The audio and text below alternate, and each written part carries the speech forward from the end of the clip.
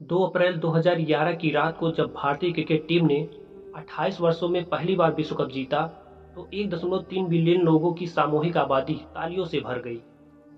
लंबी कहानी को संक्षेप में कहे तो भारतीयों को यह खेल पर्याप्त मात्रा में नहीं मिल पाता। इसलिए 2008 में जब पहला आईपीएल सीजन लॉन्च हुआ, तो युवा बिजनेसमैन हर्ष जैन और भावी सेठ ने इसका फायदा उठाने को सोचा।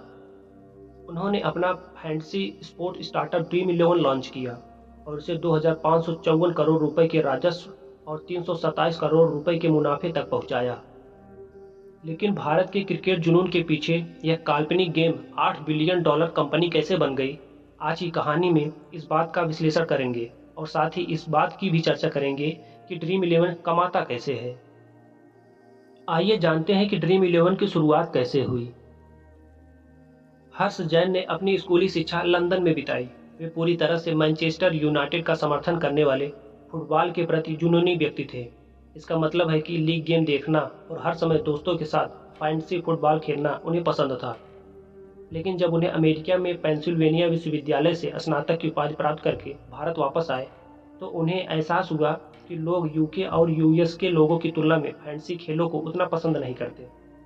2008 में 22 वर्षीय हर्ष अपने पारिवारिक व्यवसाय जैकॉब्स में काम कर रहे थे।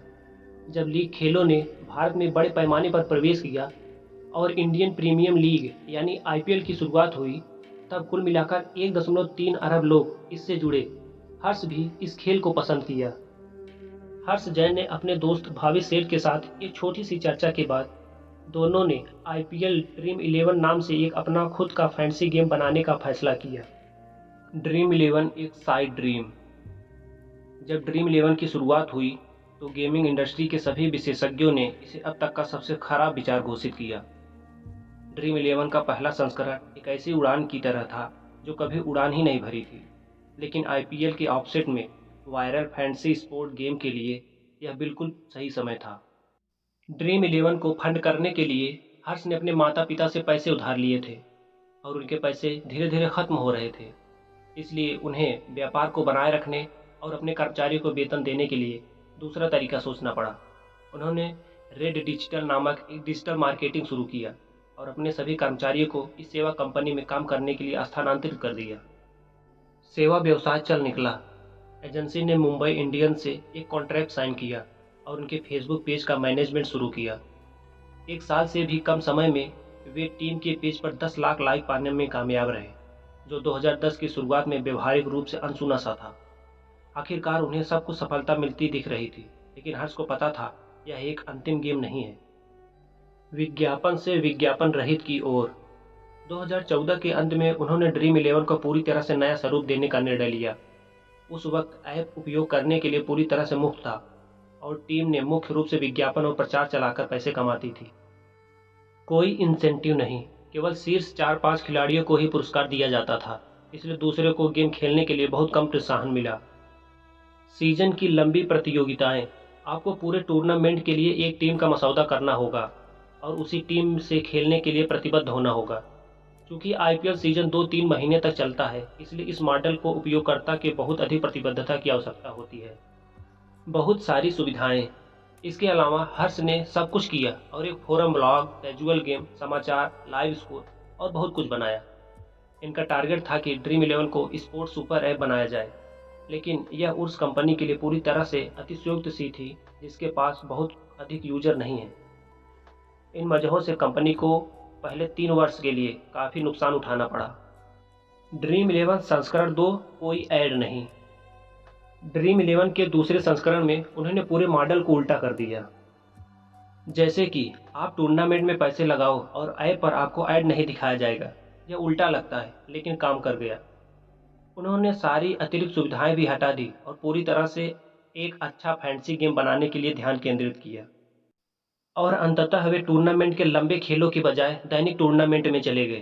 कहने का तात्पर्य है कि आप पार्टिकुलर एक ही मैच पर पैसा लगा सकते हैं। आइए अब समझते हैं कि ड्रीम 11 पर पैसा कैसे कमाया जाए, यानी ड्रीम 11 काम कैसे करता है।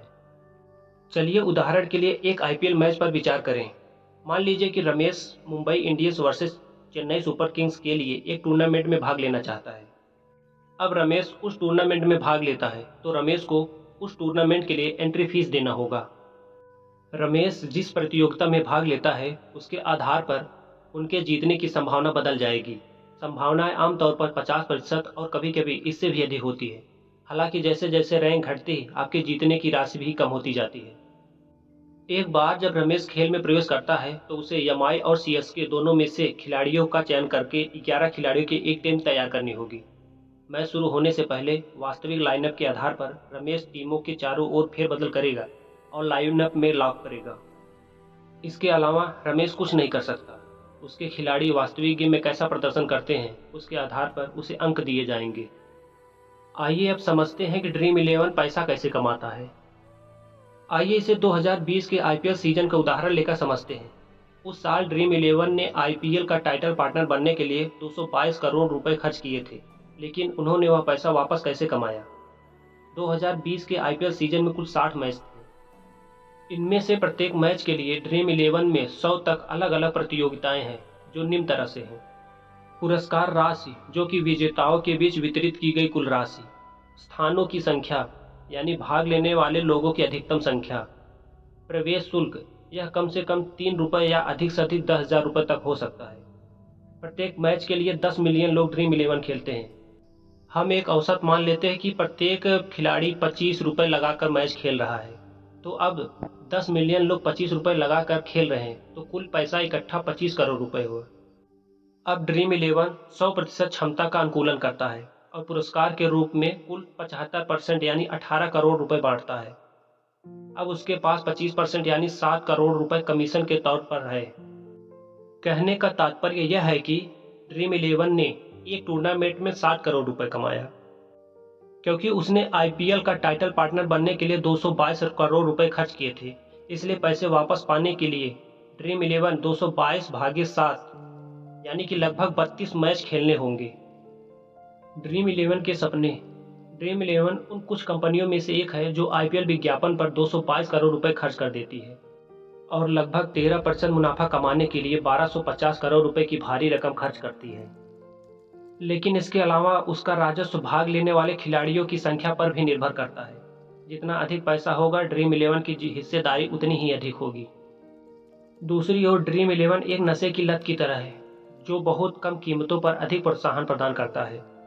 आप अधिक से अधिक मैच खेलें, इसके लिए वे आपको छूट और रेफरल पुरस्कार देना सुनिश्चित करते हैं। इसके अलावा उनके पास एक बहुत ही चतुर रणनीति यह है कि आप अपने ड्रीम 11 खाते से केवल 200 रुपये या अधिक पैसे निकाल सकते हैं। यदि आपने उससे कम कुछ भी जीता है तो आप और अधिक जीतने के लिए वापस आते रहेंगे। आपको बता दूं कि यह फैंसी गेम अन्य देशों में आजमाया और परखा हुआ मॉडल है। यह अमेरिका में कुछ समय से अस्तित्व में है और लोगों को अभी तक इससे छुटकारा नहीं मिला है। इसलिए भारत में फैंसी स्पोर्ट गेम के लिए जगह बनाकर ड्रीम 11 ने एक अपरिवर्तनीय बदलाव की शुरुआत की है, जहां खेल देखना और फैंसी खेलना हमेशा साथ साथ चलेंगे। लेकिन यह कुछ नहीं कहा जा सकता कि यह कब तक कार्य करेगी, क्योंकि अगर अदालत का फैसला पलट जाए तो ड्रीम 11 पूरी तरह से डूब जाएगी। अब आइए इस बिजनेस मॉडल से हमें क्या सीख मिलती है उसके बारे में चर्चा करते हैं। सभी समस्याओं को एक साथ हल करने का प्रयास न करें। हमेशा सबसे महत्वपूर्ण कार्य का पता लगाएं और पहले उसका समाधान करें। बाकी को बाद में संस्करणों में पुनरावृत्त करके हल करें।